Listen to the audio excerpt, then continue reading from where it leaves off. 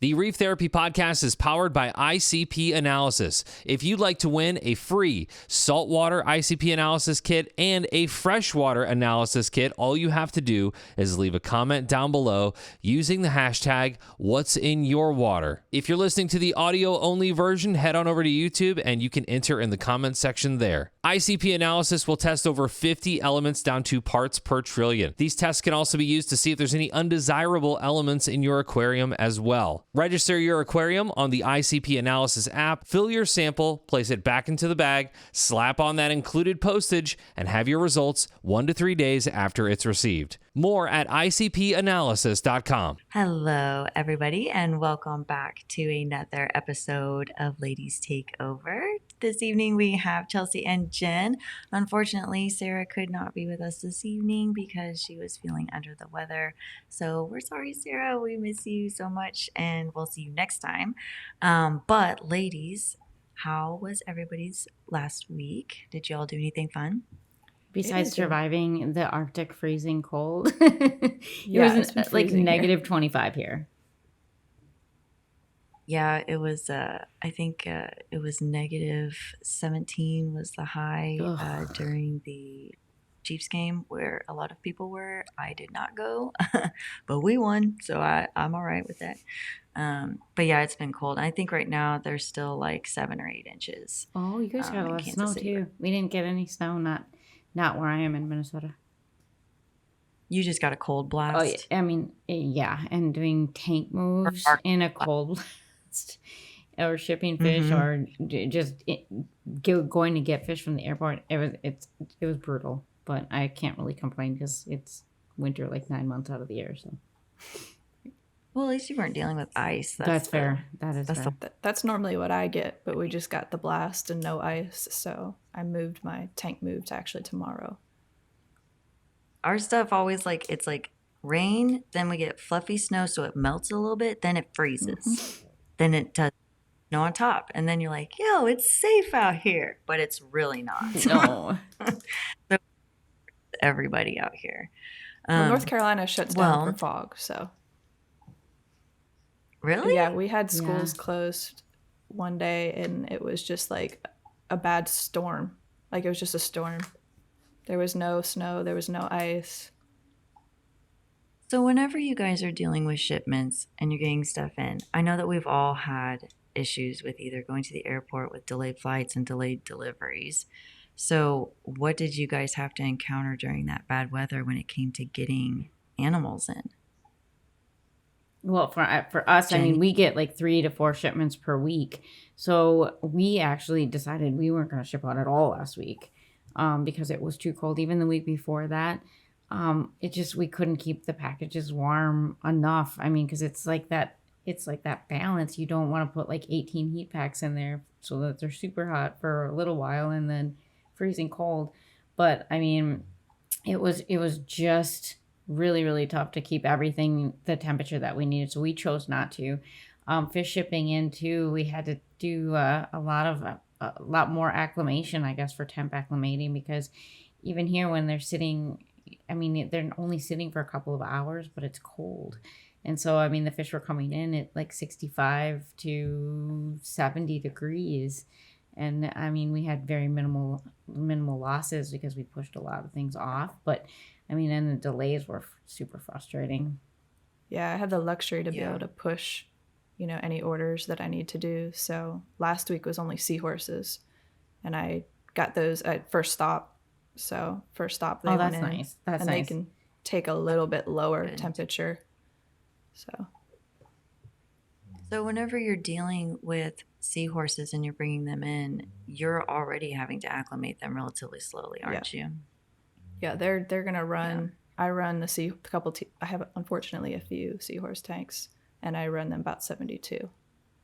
Is where I run those. Yeah, I know that they can be sensitive, but they can also be relatively hardy, which a lot of people may not know. Like once you've got them established and you've got them eating regularly, they're actually like cool. They're more of a species specific, though, correct? Yeah. I don't actually maintain any seahorse tanks. I had 3 at one point. They require a lot of thinking about structure and stuff they can hold on to because they can get stung. Yeah, I know. So I do know easily. that.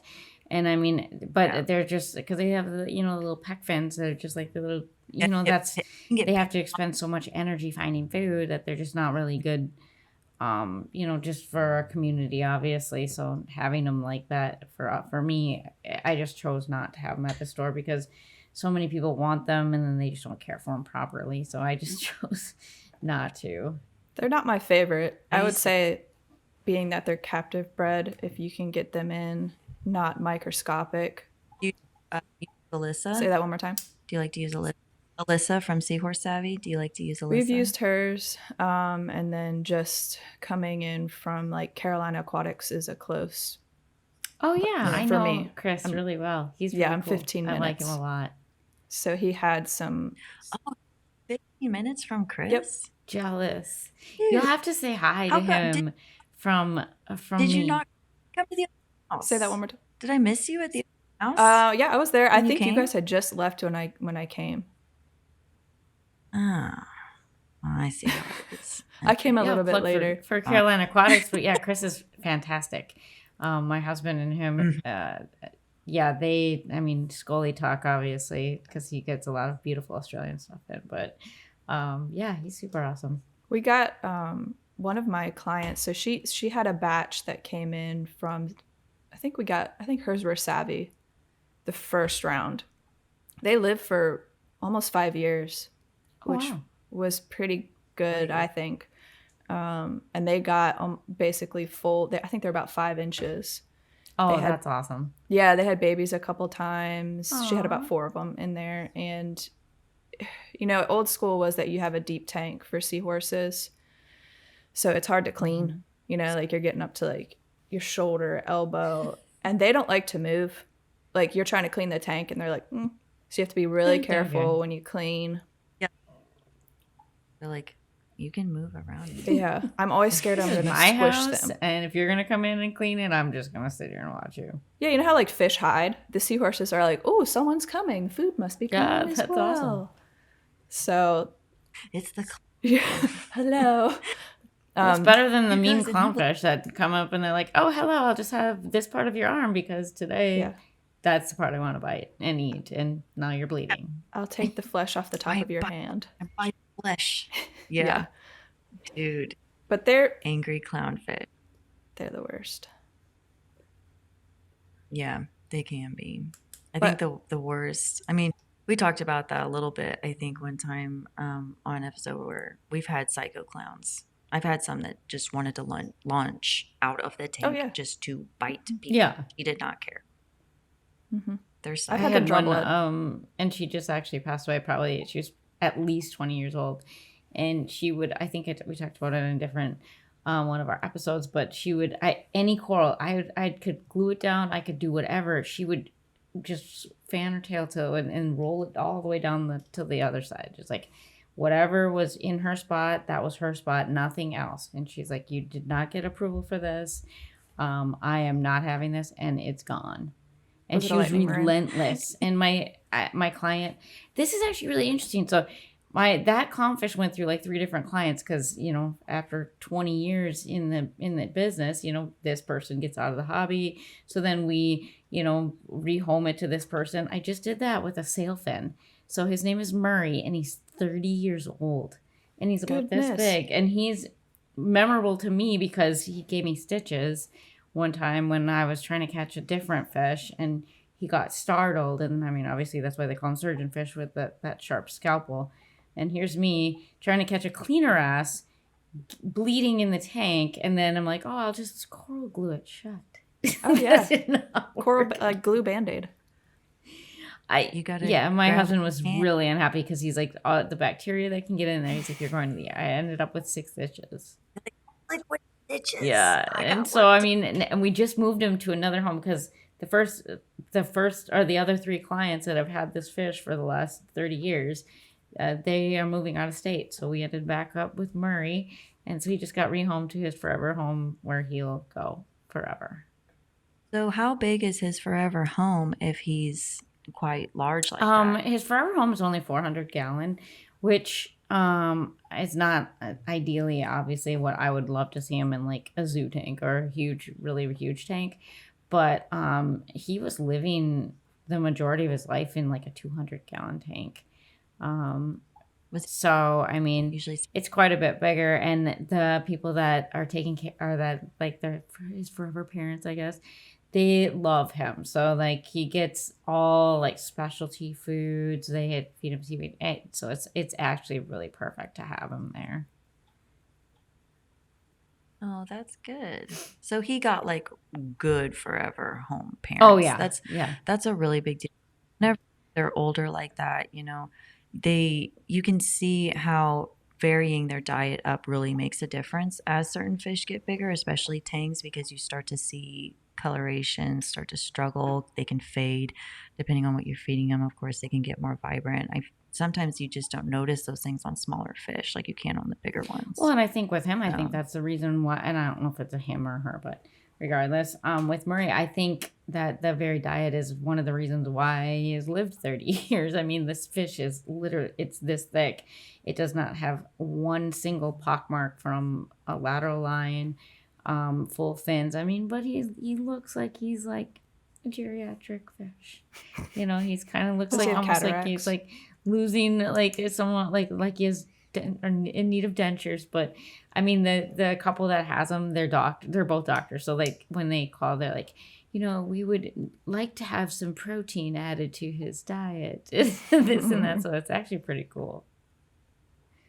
That is cool. They take it very, very seriously. They take a lot of our like you know, older fish, I guess. They have like some other really random stuff, but they just absolutely love it. So it was a perfect forever home for them.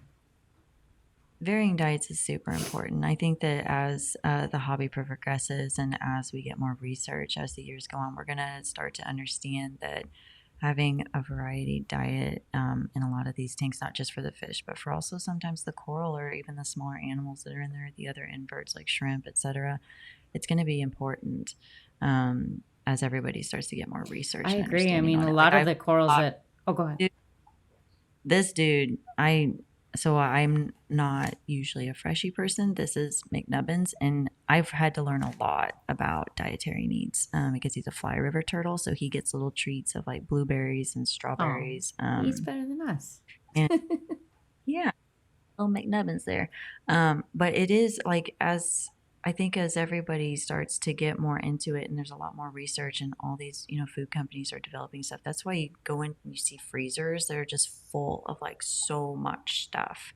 And I used to tell my customers, like, you know, if you feed your flake food first, if you notice that maybe nobody wants to really eat it, you feed that to them first and it's got like the main source of the vitamins and stuff. You kind of like trick the kids into eating their vegetables because then you can hit them with like the treats and stuff later, and it worked out better. And I used to have so many customers do flake food first because they're hungry, they want the food, and they'll eat usually much, much better first thing in the morning if you give them the more difficult stuff that they're not always down to eating. So it's like, you gotta trick your fish. Yeah, that's true. I mean, just like with mastic or anything else, you know, just trying to, or even putting like garlic on there or salcon or whatever, you know, they just, you know, just trying to get it to entice, just like anything.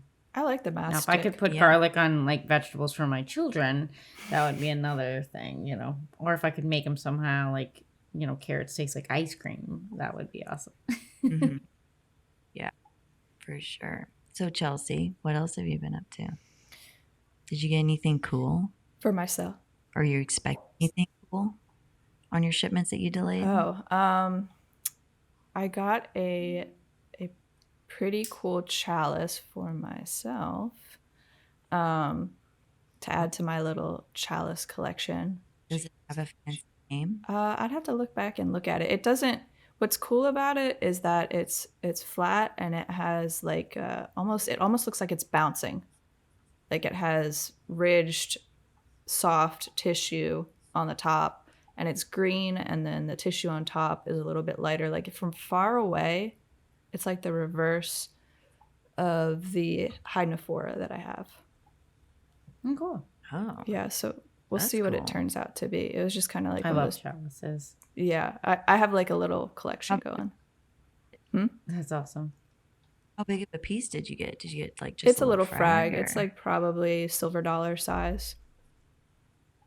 Nice. Which for a chalice, I guess I'm kind of used to getting those designer chalices in smaller pieces. Yeah. Yeah. So I have like a whole tray. What about you? Did you get anything cool Me? before your big Yeah. Did you get anything cool before your all's big freeze? Yeah. I mean, we just got a coral shipment in today. That was pushed back from last week with a lot of our torches. We do really, really well with torches. So we have like the OG Holy Grails. We have, I mean, it's just absolutely insane. But I brought from one of our grow up facilities, I brought some really awesome bobbies that I fragged when I brought my Indo stuff back.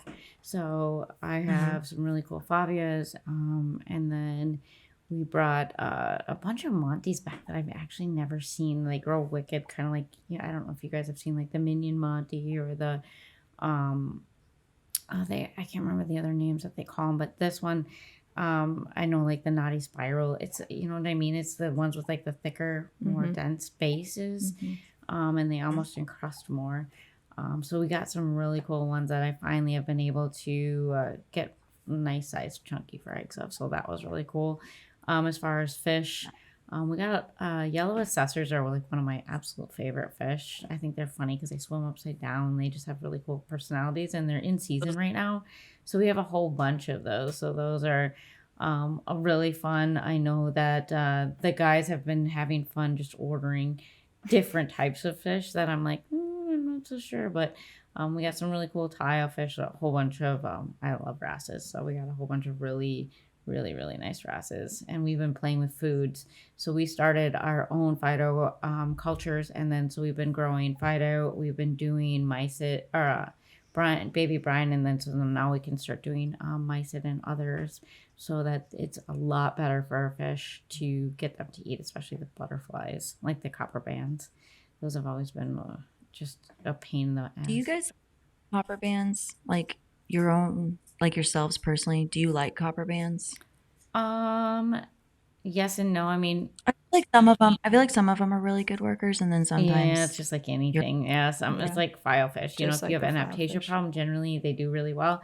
But again, then do they decide after that is done that they just want to go and eat your well? Yeah, that's true.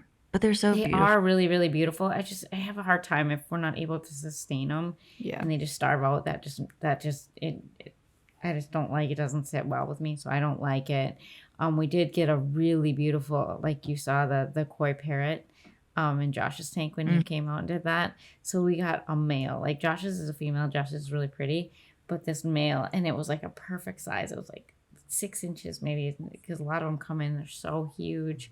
And he just has such a great personality. I kind of want to keep him. Oh, you should keep him. Yeah. You can add him to I'm not sure. We'll see. Fans. I mean, we've started in a couple of our display tanks. We've done like schools of fun things. Like we just put a trio of rhomboids in there, so I'm excited about that. And if I do the parrot, I'd just like to put him in a bigger tank than the ones that we have right now. My experience with like some of the like the copper bands, and then when I worked at the store, we would sometimes order Moorish idols, to my regret. But the thing is, like, getting them to eat those first couple days is really hard. And then it's like, do you eat the money of the order, when you get them in, because they die within a day or two. So I did when we would get the Moorish idols, and maybe this is a fluke, but I would soak their frozen in Polyp Labs Polyp Booster. Is that the powder? And for whatever reason, they really took to that. Multiple times I did that, soaked it in the Polyp Booster, and they liked it. The liquid one, not the powder one. Sorry, the liquid. The liquid.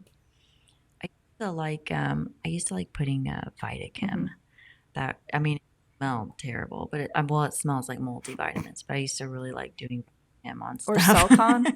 And Celcon, especially with like the bigger angels, because they just would get sick so quick if you just did not start pounding. You should down see them. my clarions.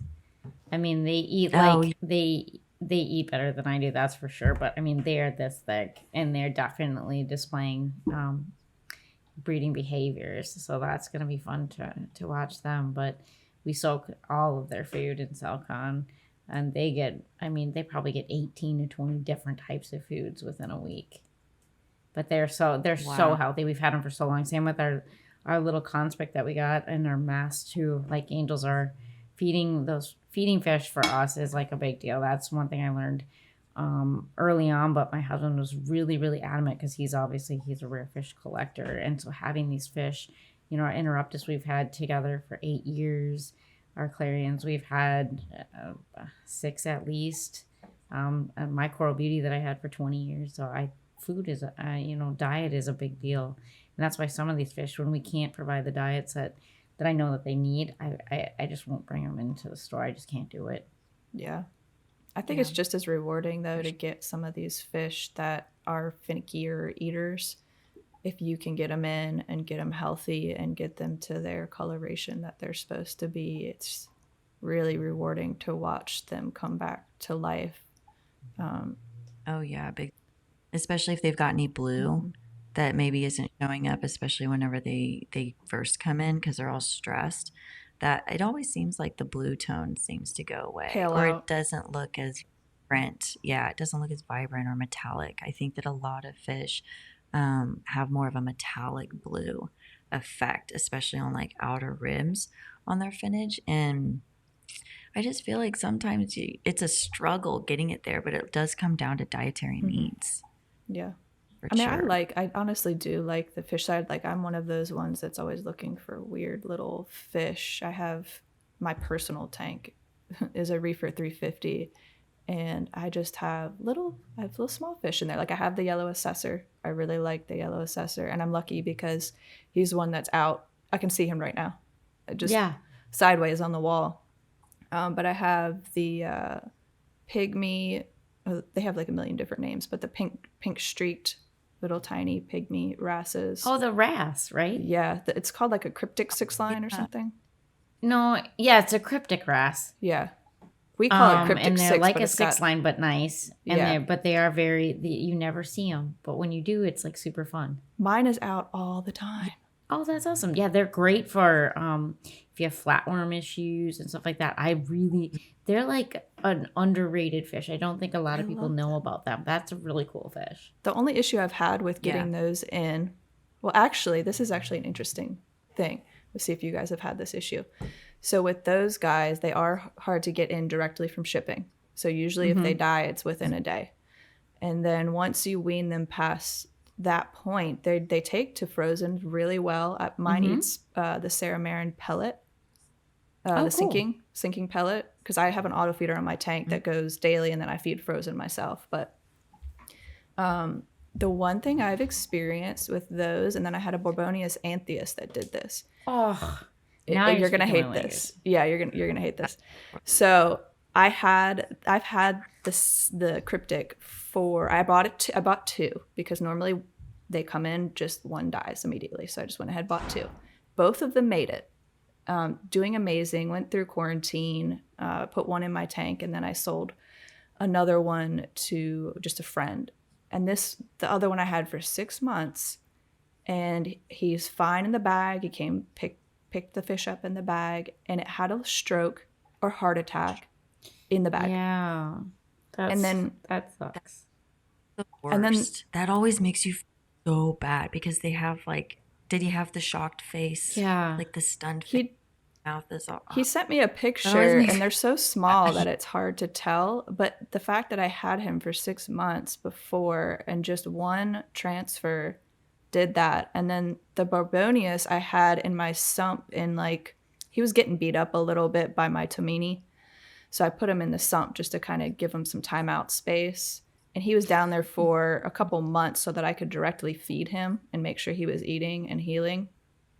And it's doing great. And in the net, I'm talking from the sump to the tank. He was still small, right? He was still probably about inch and a half. He had a heart attack in the net. Same water. I mean, you know how quick. I mean, literally seconds. And I must have sat there for an hour trying to revive this fish. And man, it's terrible. I love Barbonias. They're deep water fish, so they have those huge eyes. They're just so silly looking. Yeah, and they're not, I mean, maybe just kind of got stunned, or like the stress just completely overwhelmed him because he was just a little guy and he couldn't get over it. Yeah, it was so sad. And it's not like he was coming from a dark area because little though. So anytime I ever dealt with Borbonias, I always made sure they were at least like 1.5 to 2 inches, because it was like they were already so expensive. Yeah, they are. But in my opinion, like in my experience, they're like way easier than a lot of the other anthias. Correct. They readily eat a lot faster.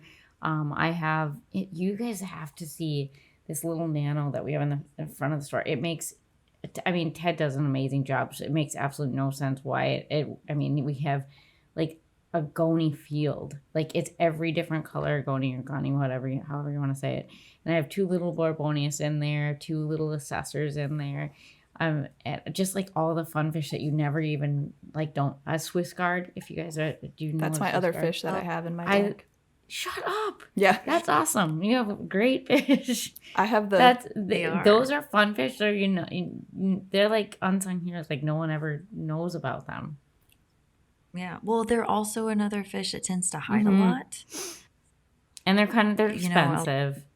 So they are kind of, especially all your fish are the fish that you have in your personal tank are kind of spendy, but they're all like those bonus fish where it's like everyone knows what a yellow tang is, everyone kind of knows what a clownfish is, but then you're like, whoa, wait a minute, I didn't see him before. That's why I love putting those in there, and especially go ahead. I was gonna say, I think what helps, people say they hide all the time. My tank is set up for a very peaceful environment. So the most aggressive fish in there is the tomini. But I think because it's set up that way, I see all those fish that would normally be hiding because there are bigger dominant fish in the tank. And that's just my personal preference. I like more cryptic fish. So I set it up like that. You don't like devil damsels and I'm just kidding. No, pass on that. I thought for a minute about getting peaceful tank. I have all of these beautiful, striped damsels and a domino, and I was just like, and the domino bites your finger when you feed the tank. I do a domino damsel tank, but give them like a really awesome big red carpet to host. Because I love seeing the videos and the photos that come out where you see just this striking difference between the black and white fish and a bright red carpet. I always thought a tank like that would look so beautiful. Just have like 20 of those dudes in there. They're just as mean in the ocean too. When you go try to get pictures of the nems, this was one. I don't remember. I think it was in the South Pacific, in Tahiti, and I wasn't wearing any wetsuit. Not normally I wear like even a jacket just because I always get cold. And I came out of the water and I had little blood marks all over my belly because I had gotten so close to the nem, and they were just biting. But I was trying to get the perfect picture, the perfect video, so I just took it, but I didn't realize that they were really attacking me that badly. So they're just as mean there as they are, and I'm like, oh no. So when I saw the Picasso triggers, and they're just so inquisitive, I'm like, okay, if they bite me, it's gonna be a little bit different than if the domino bites me. Have we all been to Hawaii? Yeah. Yep. Yes. Okay, so I didn't go diving there, but I did scuba dive. And I did snorkel. Or I'm sorry, I snorkeled. Yes, thank you. Yep. And it was the thing that threw me was when you have your head underwater and all the yellow tangs are plucking at the algae. You hear it, like it's like you can hear all their plucking and the triggers. You can hear them grinding rocks. I thought that was really cool. I was once when I saw a whole bunch of bumphead parrots. You know what those are? Mm-mm. They're absolutely huge. They're like as big as like. I swam. I don't remember where I was, but they're literally like as big as like a pig. They're huge. A pig? Like meat. Yeah, they're absolutely huge.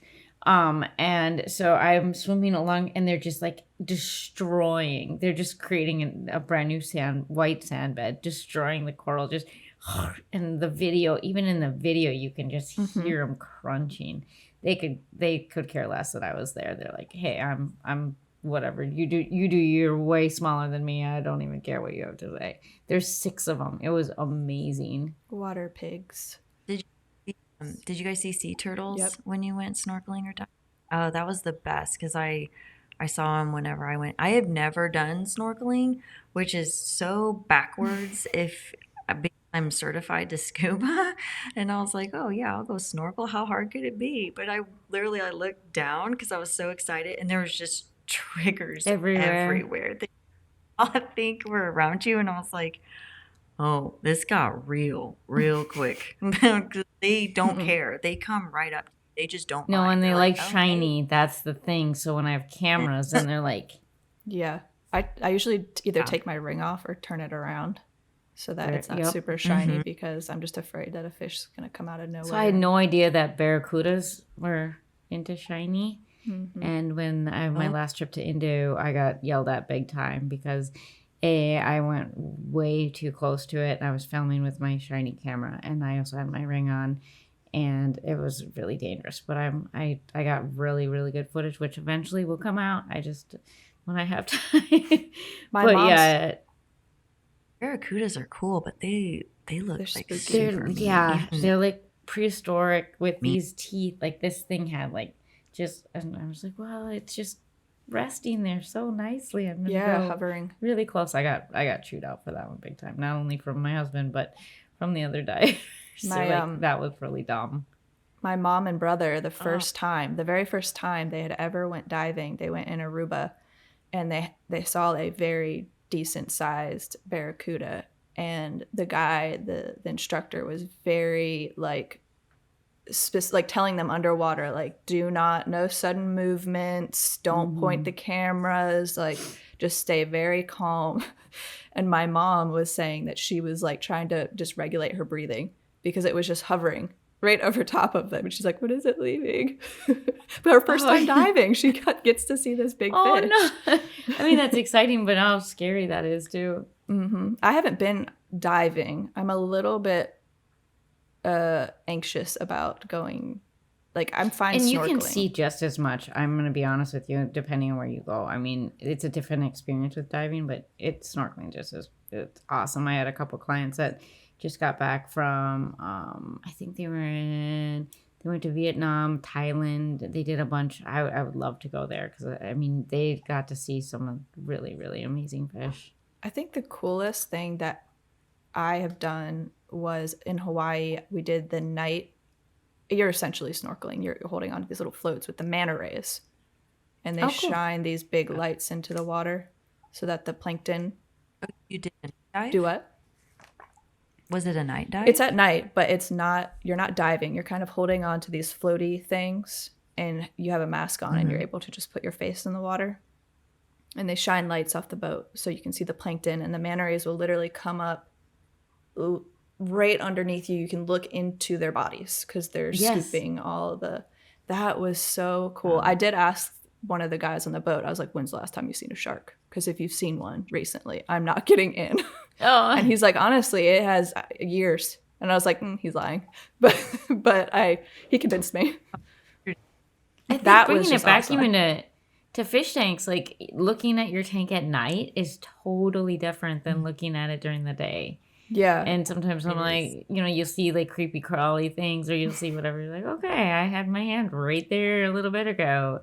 Or I had one of my clients just got a whole bunch of real live rock, and he's had so many pest problems.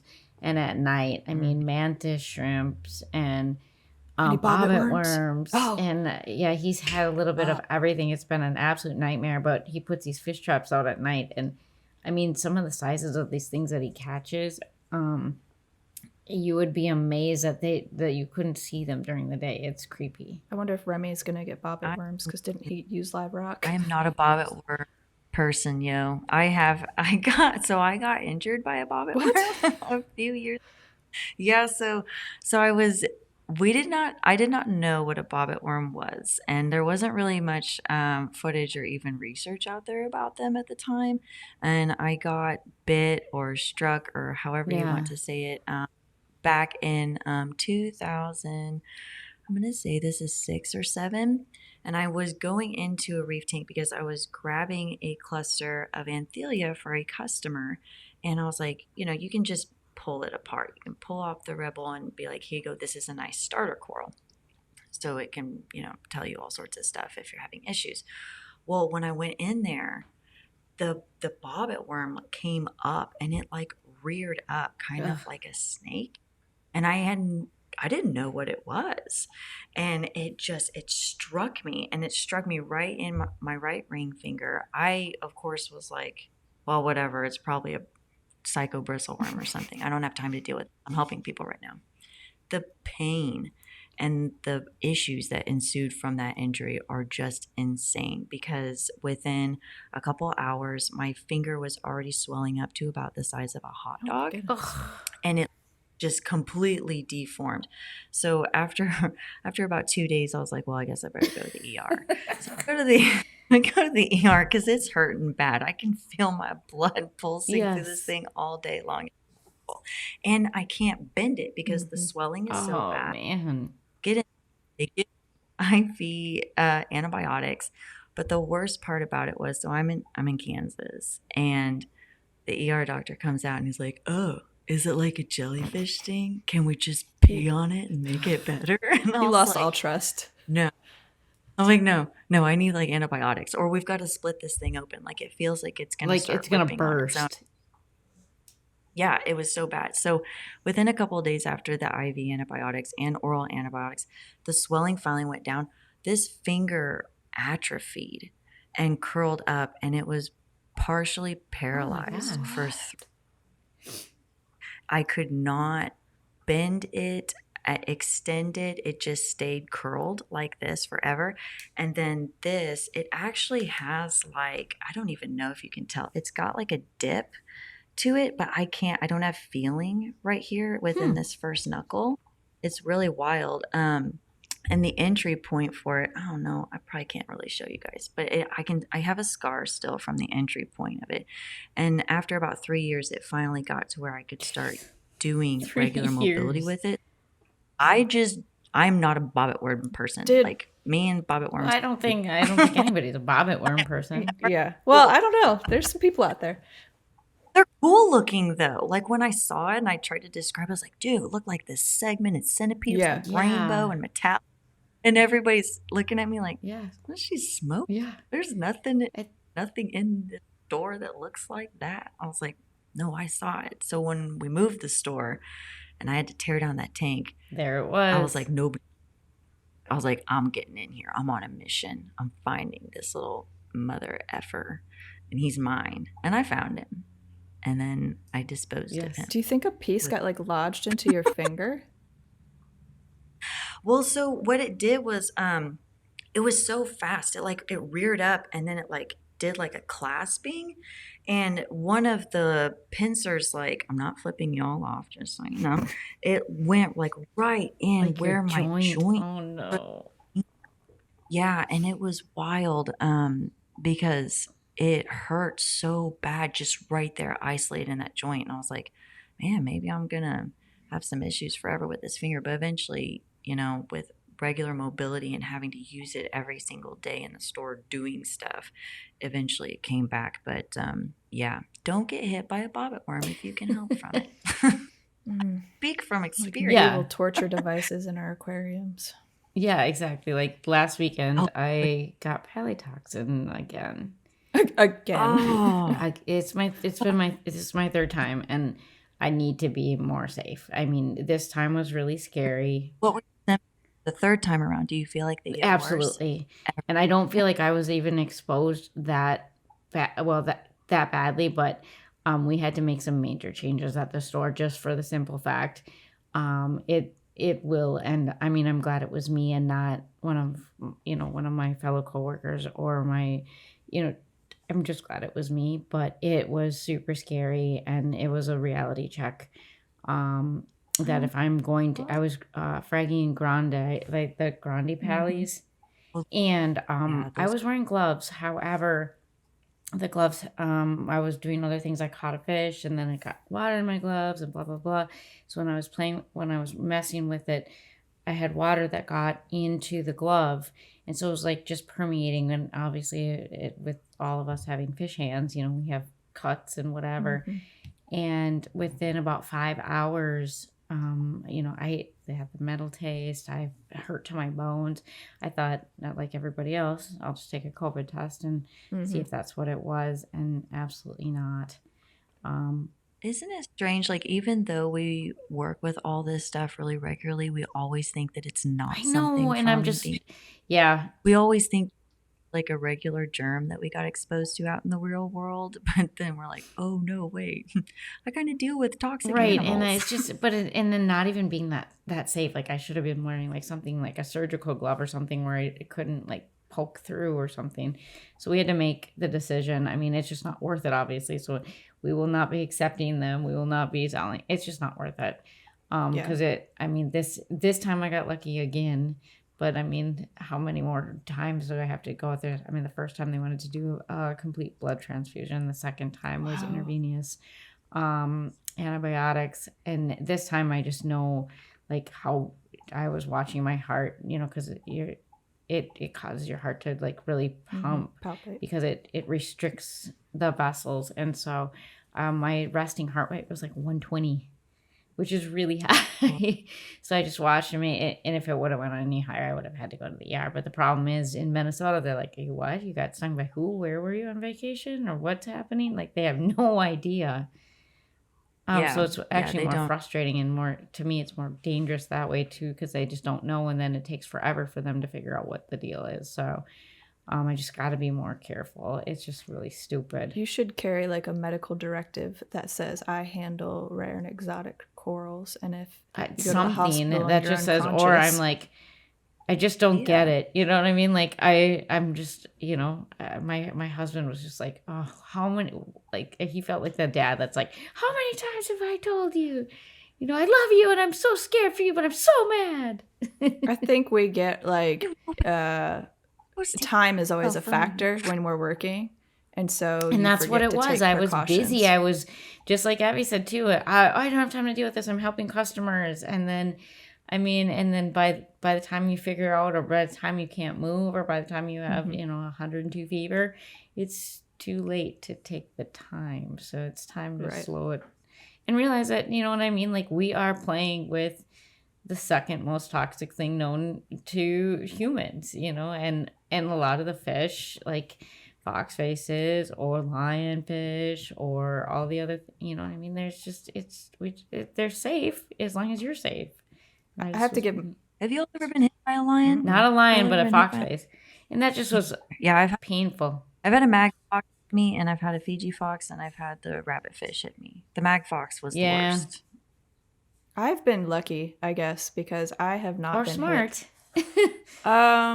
No, I mean, I think I'm digging around in tanks just as much. I do have to stop and tell myself, because I like on a mental clock when I'm in services, right? But I do have to say, if I get sick, I'm going to miss more time being sick than if I just stop for 5 minutes. But I have to tell myself that, because otherwise I'm just going to keep going at my pace. But I think that, I don't know, maybe it's like like a fish, like a maintenance person thing, or you know what I mean, like a business owner thing. I'm not really sure, but I'm always like, I'm at one speed. It's like they call me crack rabbit speed. Like I'm either go or not going. Like, and so I never. It's like, well, eventually one of these times, it's like you're saying, you're gonna end up taking way more time to have to recover than if you would have just taken the time in the beginning. And I guess the older I get and the more times, I guess, than I've been exposed, you build up the toxin in your body instead of a resistance. So it becomes worse and worse and worse. That's been happening with anemones for me. Yep. NEMS, wait till euphilia, and then, you know what I mean? It just goes downhill. So what NEM messes with you the most then, Chelsie? The carpet? No, it's not even that. First, it's just bubble tips. It's bubble tips, and it's the OGs, like the ones that get really. Yes, see, it's a thing. I don't know, like even my black widow doesn't mess with me. But that's those what do. it is. It's the bigger bubble tips, and you get near them, like and like they'll touch like right on the arm. and it's just instant. Mm-hmm. Now it's not even like it's not even like you're pulling hair algae from between them. It's just a slight brush will give me just a rash that looks like poison ivy on the underside of my arm. And it's been progressively worse. Where first it was, okay, yeah, I felt myself touch the anemone. And now it's like the anemone is a little bit irritated because I'm cleaning the tank, and just whatever it's putting in the water is irritating my skin. Yep. Yeah. So then what is your favorite or your preferred method for treating your all's anemone stings? I always just did aloe vera gel. Even if I had an aloe plant, I would just snap one of those branches off and just anything to keep it like moisturized and keep it from like itching. So I do the opposite. And it's funny now that hand sanitizer has been like because of COVID. So it's in a pinch. I put hand sanitizer because it's alcohol, and it just like it stops it, and maybe it just makes it burn worse than an itch. I don't know, but it seemed like that. It seems to work. And then maybe it's like mental where I feel like, oh, now it's cleaned out and everything's good to go. I think but then at night when I get home, I put Neosporin on it, and then it seems to help-ish. Sarah said to try meat tenderizer. I hadn't done that. I did try contact solution. And she was like, okay, well, that kind of makes sense because it's salt water. I swear. But how many, I mean, a meat tenderizer, like I don't just carry meat tenderizer. I know. That's what I was thinking. On a job site, like, well, it's let like, me go out and get some meat tenderizer. Do you have any meat tenderizer that I could borrow? Or putting she did say it just like that though. She's like, yeah, meat tenderizer. So she must have it on hand. Yeah, that's awesome. That's like, we could do like, what is in, a fish girl, boxes. fish lady's purse, or what is in a fish lady's ham. Like if you go into my purse right now, you will find a 90-degree PVC elbow. You'll find I'm not kidding you. Like I could have, I could have the most expensive handbags out there, and I still have PVC. I generally have some kind of lock line fitting or the Murloc fittings. I will have a clamp or two of something that for whatever I need, and glue, coral glue. I have my go-tos are, I have a toothbrush, I have rubber bands, I have a little like tiny pocket knife. Always comes in handy. Yeah. Always. I broke my favorite pocket knife not too long ago. I was telling Evie on trying to get a dumb Toonsy power head apart, and it broke. The Toonsy broke the metal of the knife. That's how stuck on it was. Yeah.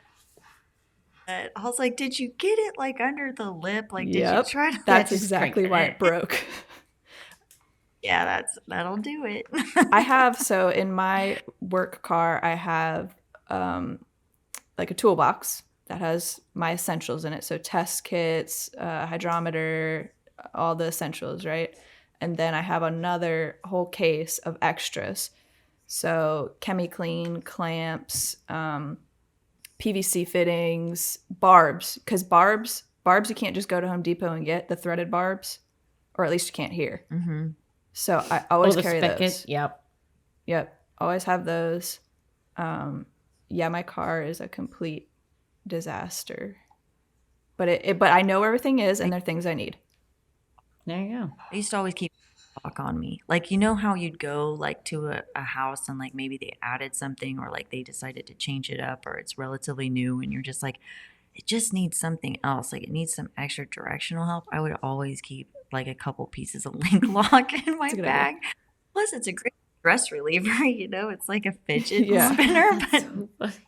Or paper clips for resetting tridents. Or resetting apexes. Weird. Apex. Mm-hmm. I have paper clips. Keep your clips handy. Always got to have a hair tie. If you're a girl, you always got to have your hair tie, because you just don't know when you're just like, well, it's just one of those days. I'm going to get glue in it. I'm going to have to cut it out again. Crusty hair.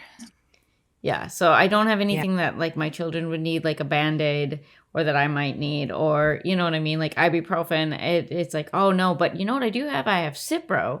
So if I need to treat a bacterial infection for my torch, I'm golden. I don't have to go back to the store. Media bags. If you have a headache, you're on your own.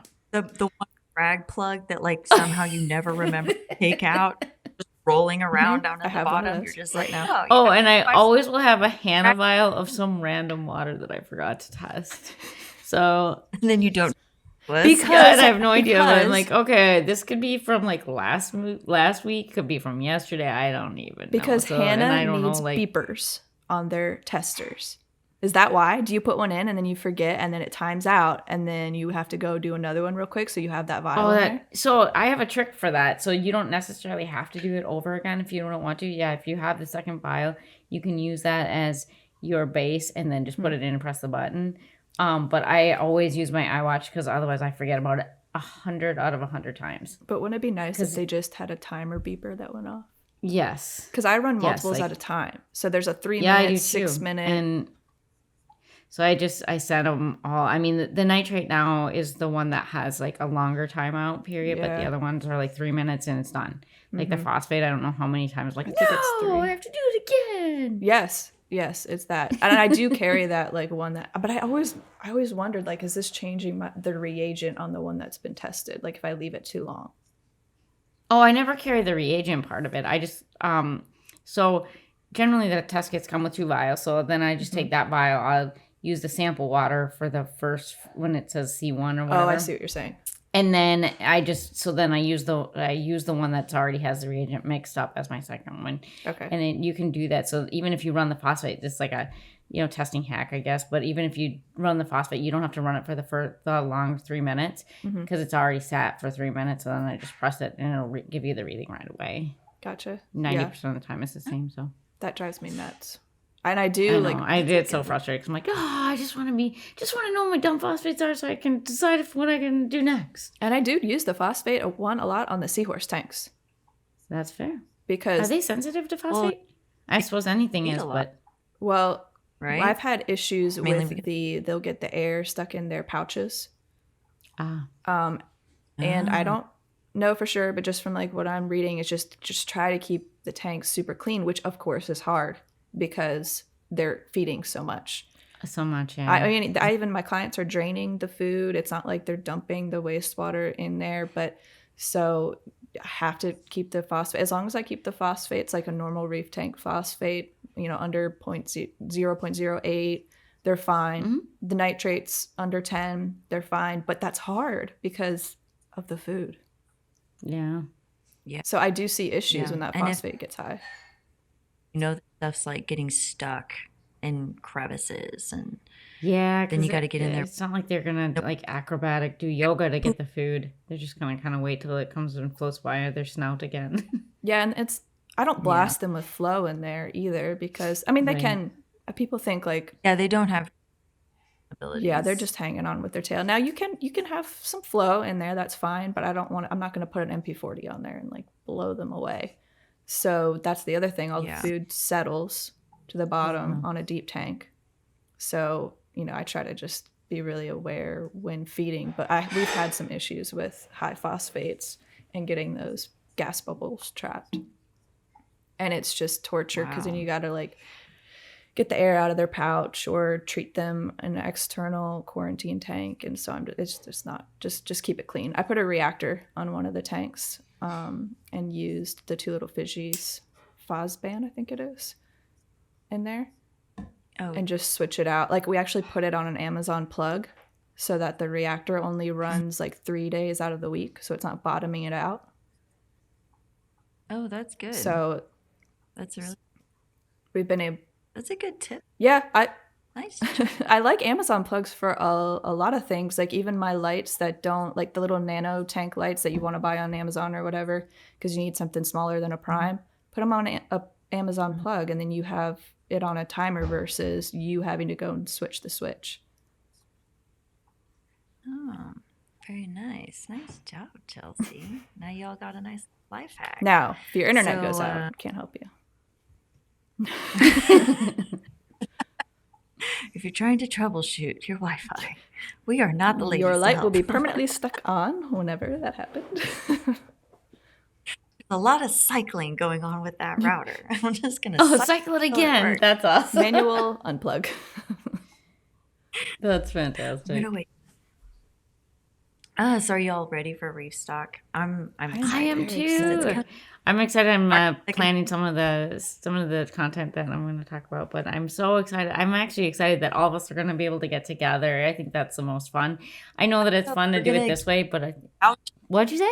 We're gonna get to have the couch again. We're gonna have to. That's gonna be that's what I miss the most. It's like it almost feels like distance learning. You know what I mean? Like it's awesome to like communicate this way and everything, but it's so much more fun. So and I think now that we've got a few under our belt, we're just gonna have like a vibe. I just think it's gonna be fantastic. I know. Well, plus, like, we're all kind of like doing stuff within the show, right? So, like, Sarah is speaking, Jen, you are speaking, Chelsie, you totally got looped into doing a workshop. Oh, great. Gaping. Was that Surprise! Sean? It was Sean, wasn't it? No, it was me. No, but you could do a talk too if you wanted to. It's up to you. But I really want you to do the workshop for scaping because you are actually a very notable scaper. Nice. I'd like to see you that. Flatter me. Awards.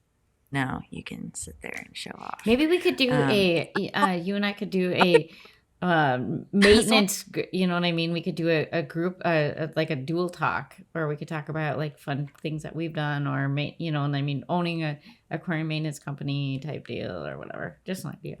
Yeah. I know. Yeah. Like your favorite maintenance setup, like the one that you just were able to hack all the way from start to finish. And it's your favorite one that you look forward to dealing with every time you go there. Is there a tank like that? The easiest ones. Those are the ones I like. The what would you say? The easiest. The easiest ones. The easiest ones. I like the easiest ones. What does that mean? I don't know if they're easy. Yeah. What do you consider the easiest? Some tanks just are. Okay, so like on my tanks, I don't have the extreme big builds like Jen does. So my biggest. Oh, we do them all. 250. We don't just do big builds. Well, I don't like mine. My biggest is a 250 right now. I think I had a okay. 400 when I worked for the store, but right now 250. But I like very basic aquariums because the more equipment you put on there, the more points of failure you have. So unless you need the equipment, we can go there if you need it.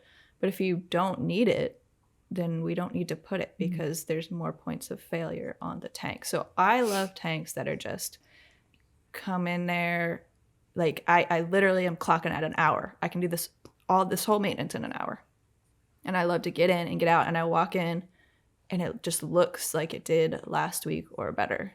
Like softy tanks that are just full mature softy tanks, mushrooms, leathers. I have one that, you know, like trumpet corals. The ones that are like, they're successful because they're just a little dirty. Right. You know? Exactly. Like it's like that vibe. Exactly. Yeah. Those I love a good dirty gravel vac. You know? I love that dirty substrate.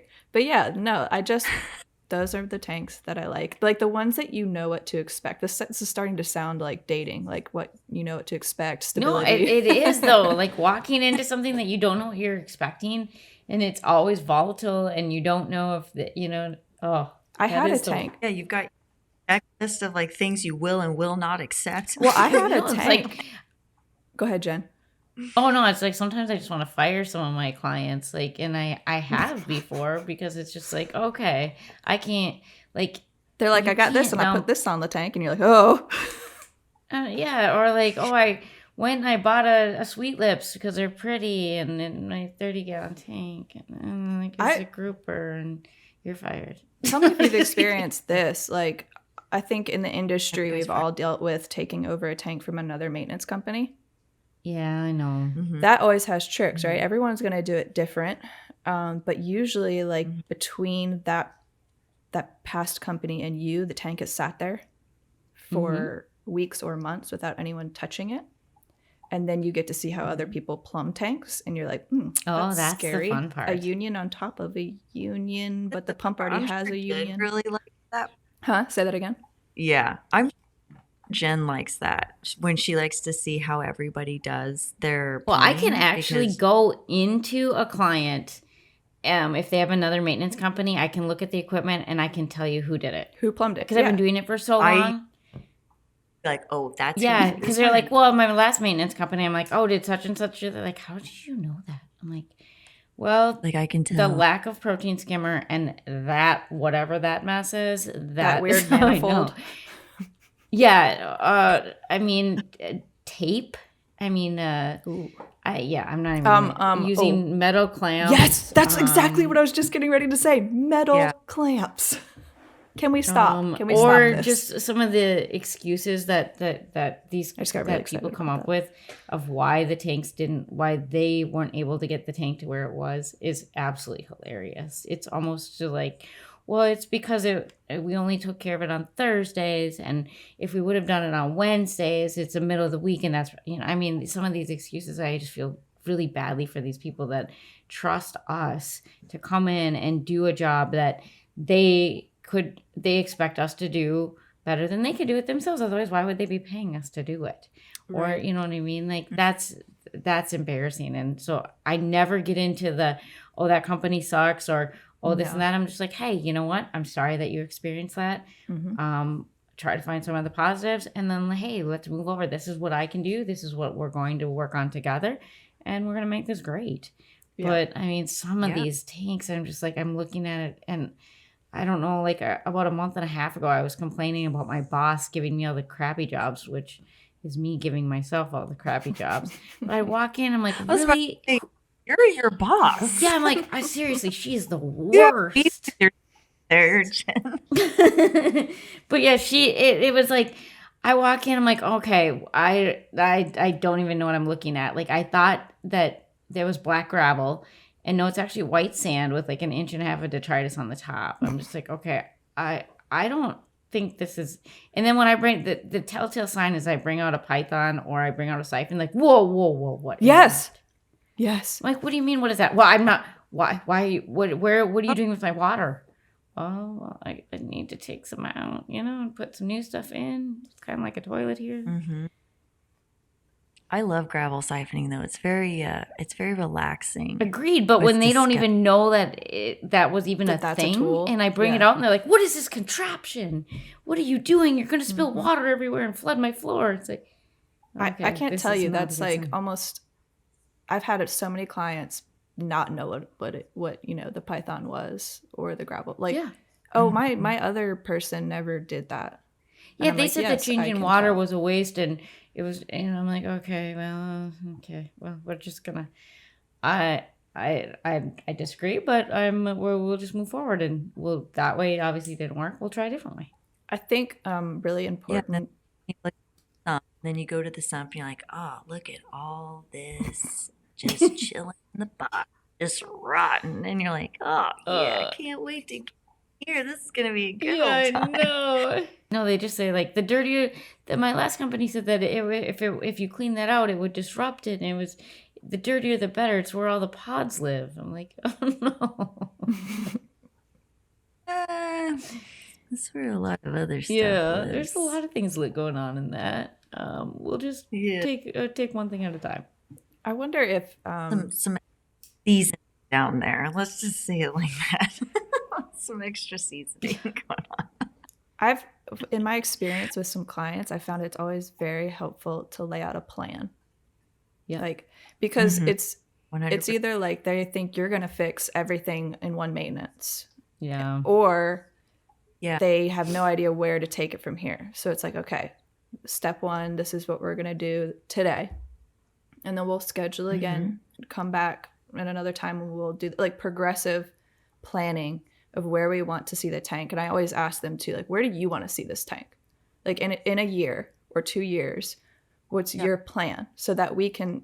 What is your goal you feel like you haven't gotten yet that you wish you could care for? Mm-hmm. And those are the things that keep them like from getting so discouraged. I think that's part of, when a lot of people jump into the hobby, and whether or not they have someone else maintain it or not, but then they're just like, they get disappointed and discouraged, and then you come in and you're like, everything's wrong, but you can't come in and say everything's wrong, and now you have to reinvest or do all these other things. It's like, well, we'll start with this, and then this, and then this, and then I think that naturally, like, as a hobbyist, I mean, we like to have that plan too. Mm-hmm. And I feel like sometimes I even over communicate, and my clients are like, okay, but I get it. Yeah, like I was telling Evie, I have a client who had a plate coral, Fungia coral, and he had some disasters happen in his tank while he was away. His return pump went out, and then his heater went out literally a month later. So back to back equipment. I should have started replacing it right away when the one went out. Usually it's probably time to replace the others, but I had taken over this account, so I wasn't quite sure on the age of this stuff. And I think that's what toasted the Fungia, was one of those events. But it was really cool. So I communicated with him, like, hey, this coral is looking rough. Like, it's probably not going to make it. The other corals are good. They're going to rebound, but this one's going to be gone. But what's really cool about this coral is that and let's just see, let's just leave it in here. Because, man, the one thing people hate is to look at something that failed, right? To leave a skeleton in there sometimes. Yeah. And I was like, but what's really cool about the Fungia is they have this thing called the Phoenix effect, or partial mortality, where if you leave a little bit, at least this is how it happened on this one. I've never seen it in person. I've only heard about it. But if you leave it in there, the little bits of flesh can actually regrow new coral. I mean, they're clones, but you've never gotten to see that in person? No, I've never seen or had that happen. It's really cool. I've had it happen a few times, and it's, at first you think like that tissue coming back, you're like, oh, it's just like these little bits that just are, struggling to survive. And then you start to see like the mouths start coming through, and then you actually start to see the shape of the Fungia like retake its form on top of the larger skeleton. And I remember seeing it for the first time, and I was like, whoa, it like kind of it died, but then it like still survived. It still provided like a way to keep itself alive, like through its children, through are they called anthoblasts? I believe it's called anthoblasts. I know Jake did an article like a while back on this. We'll have to look that up. I need to reread that, because I would love to get back into the details of a lot of the science behind that, because it is very fascinating, and it's also very rewarding, because even though you lost a piece, you technically could gain even more, and then it's like this really unique piece that you've got in your system. And sometimes those babies like can disconnect, and like, you can spread the love and give them to other people, but it is a long process though. I remember it taking months and months for it to actually look what it was doing was being successful. So his started to Have you ever seen that?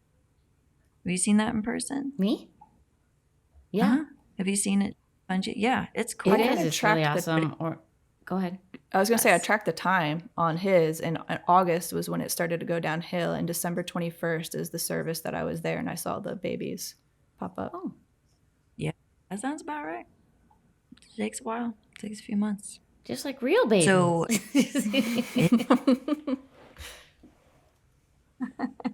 little fraglets. Oh, that's fantastic. I stopped counting that, like with my dendros or Euphilia at times, when the big mother head will die, but it has little babies around it, and save them, and then they pop off. That's really awesome.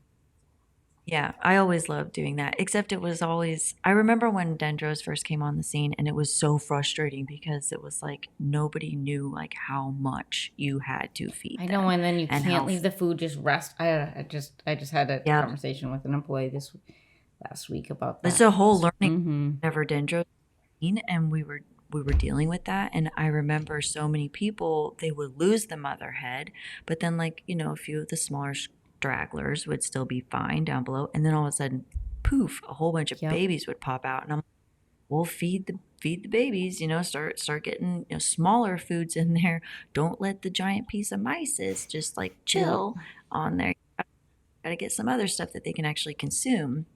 But I remember when dendros started doing that, and I think a lot of people started getting really curious about what other corals could do it, and there was a bit more research that was going on when did dendros come out? I feel like dendros were around like It's been a long time, but I mean, now you can't find them. So we just had a customer that took his tank down, and so we got a colony of them, and they were absolutely beautiful. And then, my employees are like, "Oh, this is so fun. I'll just feed them." And then, they had the rot. It's just like, I understand the intent. Obviously, they weren't trying to harm the coral by any means, but we're able to kind of tip it at an angle so that, I mean, if the food can't rest in there, and they put in a little higher flow, no light, and they'll recover. But we got a lot of babies out of it, I guess, but I still wouldn't want them to kill the mother head. On one of the articles I was reading about the fungia, it was saying that some people may even like induce it to die on purpose to get more out of it. Babies. Yeah. Really? Yeah, it was just... I don't know if I could kill something like that on Is it like killing it, or is it more like fragging it then? You know what I mean? Because, I mean, that's what we do with big mother colonies. But if it's one single polyp, technically, and then yes. I mean, the article didn't say frag. They literally said, like, induce death. Or, like, the whole... Yeah. So what are... we do not condone killing right. There were no fungi hurt in this article or in this episode. Yeah. So what would make people want to do that experiment just for like research purposes? It was a scientific article. Around the article, they wanted it for that. So because probably just to understand the process of how it happened. Well, that and like I stopped counting at 10 little babies. Yeah. So say you have one, and then you can get even 5 out of it. Yeah, it's pretty cool. I mean, it's a very, very essentially kind of like fragging it. Kind of. Like you had one. It almost reminds me of like the frogs that the babies pop out of the back. No, I don't. That's a thing of nightmares. What it makes me think of, though. Oh man! And you just. That just made the hair on my neck stand up. When I was a kid, I had a book that had a picture of that frog in it, and I was always like, ugh. We'll have to start the next episode on like biggest fears of, biggest fish tank or biggest animal fear. Biggest animal fear. Well, we know what Chelsea's is, so we're definitely gonna find that frog. Yeah, just anything. All about anything that embeds. Like, what are the flies that the flies that lay their egg? Yes, anything that embeds into skin and then reemerges. That's enough for me. Yeah. But, so thank you for that, bringing that back. I'm good.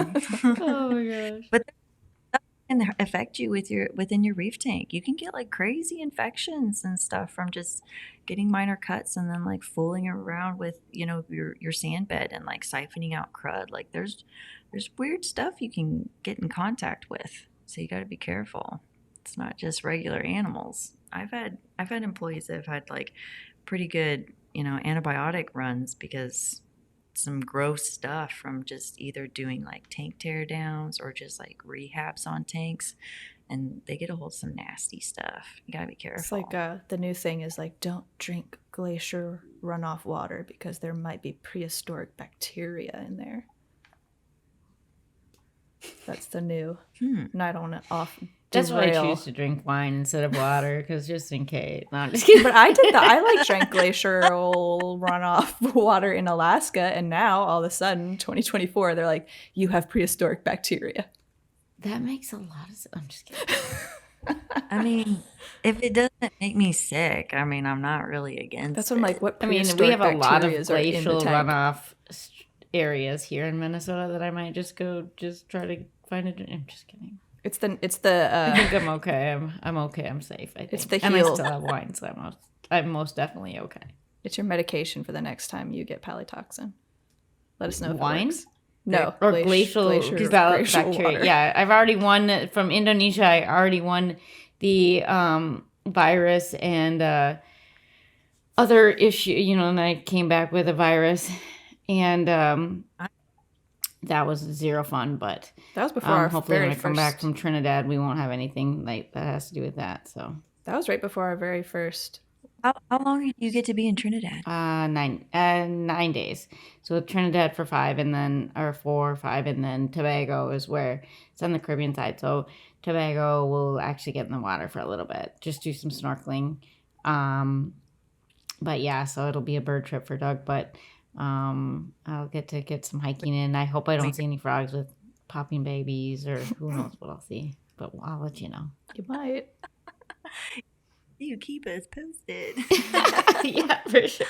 Okay, so you're going to be out for 9 days. That works out good with our schedule, because that means the next time that we sit down and we have our chat with everybody, we're going to get to hear all about that trip. And I haven't been in the Caribbean for a while, so it'll be interesting because I know that they have a lot of like sea fans and sponges and other fun things, so I can see some of the species and just I'm gonna take my because I'm such a fish nerd, to take all my test kits again, and I'll test the water and see if there's any difference from Indo, whatever. Yeah, that'd be really cool. That'll be really cool. So we need you to publish I those know. bad boys. I need some time. If we could maybe get one of a baby to pop off my back, so that could do maintenance while I go write articles, I would do it in a minute. Just kidding. To have I'm done with the frog popping. Now we just need it to pop out of our back at this point. We're just not even gonna clone. We just need it to sprout out there. Go do that while I do this. Oh God, that's awesome. Well, ladies, I had an excellent time this evening, and we did. I had a lot of fun. We got to talk about reef stock and all sorts of fun stuff. We bounced around a little bit. March 2nd, 3rd. Mm-hmm. Excellent. Yep. For those of you people that don't know that might be listening, Reef March 2nd and 3rd, and where is it? It'll be in Denver, Colorado. We're going to do it at the same hotel that we've had it at the last previous years. And so the majority of the staff were coming in on Wednesday, and we're going to all be hanging out and doing some filming. Remy's going to come out, and we're going to do all sorts of cool stuff and do some team building things. So if anybody wants to come out a little earlier and hang out and do some filming, we're going to be hanging out at the studio with Jack. We're going to be doing all sorts of stuff. So events will definitely be lined up to start rolling out around the reef stock era, and then it'll carry us through. So you guys will get to see a lot more person to person interactions between us. Yeah, we're going to have some fun. Yay. Well, I'll have to plan a little bit longer of a stay then. You're going to be stuck with me for a couple days. We should go crash Sarah's work at Butterfly Pavilion. We should. We should go do have Sarah give us a really neat tour, and then film it, and then we all just act like little kids. Just be like, "What's this? What's this?" Wow. But she can only give us the scientific name only when she's telling us. Yeah, they will just be like, "Oh." I feel like there'll be listeners that would just go for that. We should do that. It would be really fun to go to Sarah's, all four of us, and just hang out. And because her facility is so beautiful, I love the rainforest room where all the butterflies are. It's just, if you are a plant person and you are in Colorado, go to the Butterfly Pavilion. They have giant, beautiful monsteras, and it's just everything.